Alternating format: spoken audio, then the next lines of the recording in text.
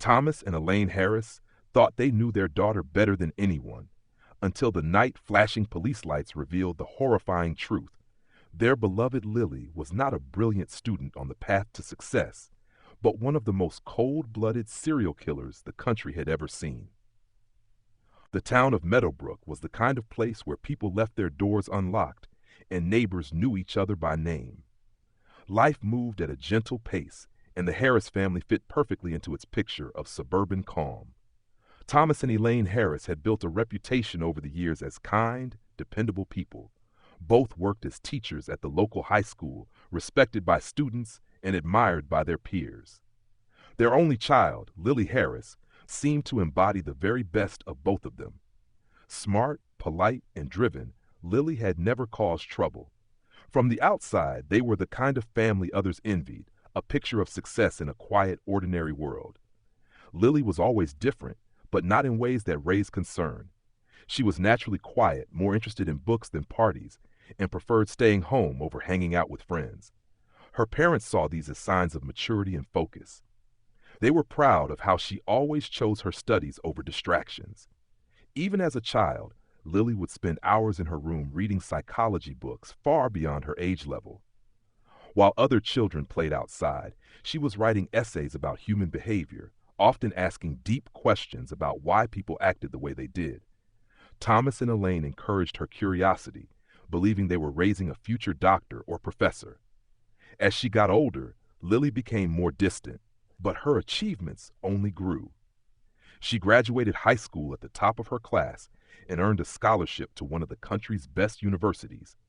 Majoring in psychology felt natural to her, and her parents bragged about it at every dinner party they attended.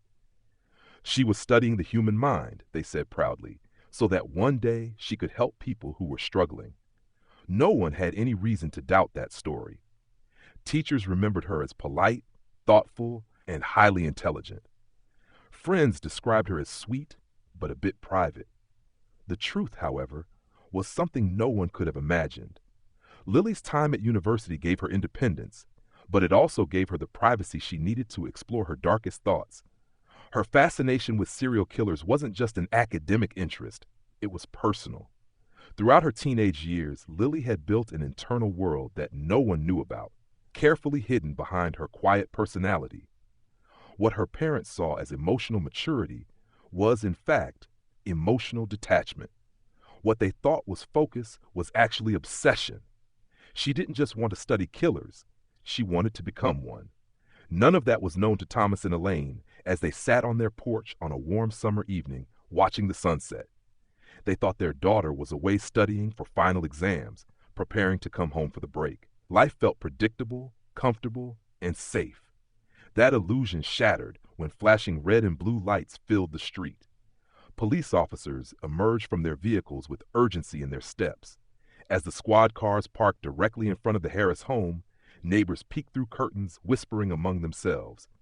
Thomas and Elaine stood, frozen by confusion, unable to grasp the nightmare that was about to unfold.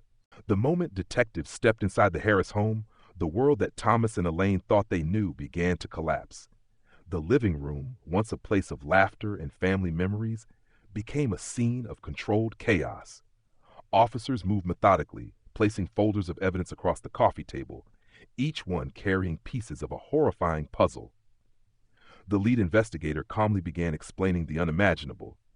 Their daughter, Lily Harris, was not just connected to a series of murders.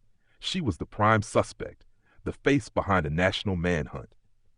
The name that had terrorized news headlines for years, the Orchid Killer, belonged to the young woman they had raised, loved, and trusted without question. As the evidence was laid out, denial became impossible. The detectives produced items found during their investigation, including photographs of crime scenes, personal items belonging to the victims, and fragments of a disturbing paper trail linking Lily to multiple killings. What was most chilling were the videos, grainy clips taken from surveillance cameras, showing Lily near the locations of the murders, casually blending in with the world around her. In one clip, she was seen laughing with classmates at a coffee shop just hours after one of the murders had taken place. The image of their innocent, studious daughter smiling in public while hiding such darkness beneath shattered every memory Thomas and Elaine had of her. The killing spanned 5 years, starting from when Lily was just 17. The pattern was cold, calculated, and terrifyingly organized. Each victim was a young woman, often chosen for their resemblance to one another. Dark hair, similar height, often described by friends as kind-hearted, gentle souls. Each body was left in remote wooded areas, accompanied by a rare orchid flower placed carefully at the scene, a personal signature left behind like a calling card.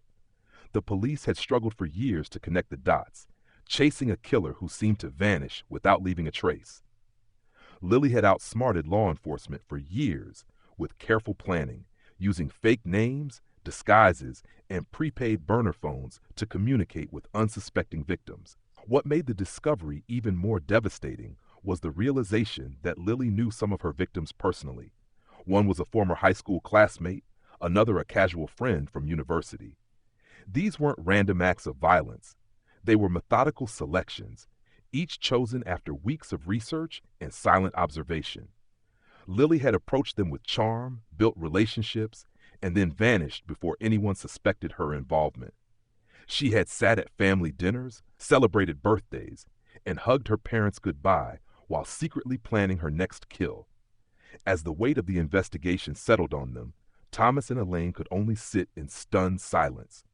Their lives had become a grotesque contradiction. Proud parents of a brilliant psychology student on one hand, and now unwilling participants in one of the most chilling murder cases in recent memory. The daughter they had raised with love had been living a second life, one driven not by compassion, but by cruelty and control. The home they once cherished was no longer a safe place. It was the starting point of a nightmare they couldn't escape. The deeper investigators dug into Lily's life, the more disturbing the discoveries became.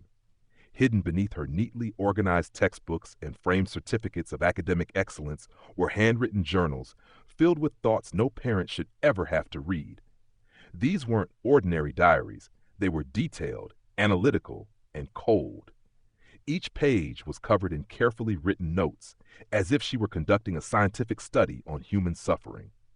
Victims were referred to by numbers instead of names, their personal details written next to cold observations about how they reacted to fear. Lily had treated murder as a project, an experiment to satisfy a dark curiosity that had grown unchecked for years. Her journals revealed the twisted evolution of her thoughts. What started as theoretical questions about human emotions soon transformed into real plans for abduction and murder. By the time she was 15, she had already written drafts of how she might commit the perfect crime. She researched criminal psychology, not to understand others, but to understand how killers got caught so she could avoid making the same mistakes. Every entry was methodical. She analyzed her own behaviors, practicing smiles, perfecting eye contact, and learning how to mimic empathy to fit into the world around her. To anyone else, she was just shy. In reality, she was training herself to become invisible, hiding her real intentions behind a carefully built mask. One journal entry stood out among the rest. It was written just days before her first confirmed kill, describing in chilling detail the sense of excitement she felt. She wrote about the rush of planning, the thrill of secrecy, and the control she believed the act would give her. It wasn't about hatred or revenge. It was about proving to herself that she could take life and remain untouchable. The more she succeeded, the more confident she became, pushing the boundaries of her crimes with each new victim. What made the situation more horrifying was that Lily didn't fit the profile of a killer in the traditional sense. There was no history of violent outbursts, no criminal record, no substance abuse. Her life on the surface had been one of quiet success and steady progress. This made her crimes all the more difficult to believe. Friends and former teachers who were interviewed expressed disbelief, struggling to match the image of the polite, intelligent young woman they knew with the monster described in police reports. Psychologists who reviewed Lily's journals described her as exhibiting strong traits of sociopathy combined with an obsessive need for control. Unlike impulsive killers driven by anger or jealousy, Lily's motivation was entirely intellectual. She wasn't driven by emotion. She was driven by curiosity, the same curiosity that once earned her scholarships and awards. To her, killing wasn't about rage. It was about understanding what it meant to hold someone's life in her hands. The most terrifying part wasn't just that she killed, it was that she did it with calm precision, as if she were completing a routine task. The sweet, quiet girl her parents adored never existed. She had been an illusion from the start. With each passing year, Lily's crimes became more refined. What began as experimental and cautious turned into bold, calculated patterns that suggested not just confidence, but an unsettling sense of pride. University gave her the perfect environment to evolve into a predator. Surrounded by young women who trusted her, living in a bustling city where anonymity was easy to maintain, she operated unnoticed. By day, she attended lectures on abnormal psychology and criminal behavior, asking intelligent questions, impressing professors. By night, she stalked potential victims, meticulously planning their last moments. The cold separation between the two versions of herself was seamless. Even those closest to her failed to notice anything unusual. Her methods followed strict routines. Victims were not chosen randomly. She spent weeks researching their routines, learning their habits, identifying the perfect moment to strike. Often she would befriend them first, building trust before orchestrating a scenario that would leave them vulnerable. The locations she selected for disposal were equally methodical: dense woods, abandoned buildings, isolated trails, all chosen for their remoteness. The orchids she left with each body weren't symbolic of love or memory. They were a signature, a way of marking her work, like an artist signing a painting. Every detail served a purpose, every step rehearsed. It wasn't arrogance that led to Lily's eventual downfall, it was the weight of repetition. The more she killed, the more difficult it became to maintain the clean precision that had protected her for so long. Small mistakes began to surface, overlooked details that slowly unraveled her carefully built facade. The parking ticket found near one of the crime scenes was the first crack. Investigators, cross-referencing the time and location of the ticket, discovered that Lily's car had been parked suspiciously close to where one of the victims had last been seen alive. It was a small oversight, one that could have easily gone unnoticed in a different case, but it was enough for investigators to begin watching her movements more closely. Surveillance footage from local businesses provided the next key pieces of evidence. Lily, always careful about avoiding cameras, slipped just once. A grainy video showed her walking beside a victim, smiling, acting friendly, just hours before the disappearance. Combined with phone records tracing her presence in multiple cities during the timeline of the killings, the case against her became impossible to ignore. Detectives obtained a warrant to search her off-campus apartment, and what they found left even the most seasoned officers shaken. Hidden inside her closet were sealed boxes containing personal items belonging to her victims: lockets, earrings, scraps of clothing. Everything was cataloged with dates, locations, and coded descriptions. DNA analysis confirmed the horrifying truth. Lily was the Orchid Killer, responsible for a nationwide trail of death. What made it worse was the realization that she hadn't been rushed or panicked when storing these trophies. Each item had been placed with the same deliberate care that she had shown in every aspect of her life. Calm, quiet, efficient, she had fooled everyone around her for years. And now, that carefully constructed world was crumbling at last. The trial of Lily Harris became one of the most sensational true crime cases in recent history. Every major news outlet carried the story, dissecting every detail of her life, from her childhood achievements to the horrific contents of her journals. Footage of Lily being escorted into the courthouse, her expression unreadable, was replayed endlessly on television screens across the country.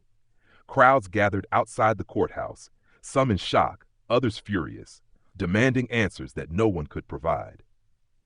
To the public, it was impossible to reconcile the image of the quiet, intelligent young woman with the monster described in the charges against her.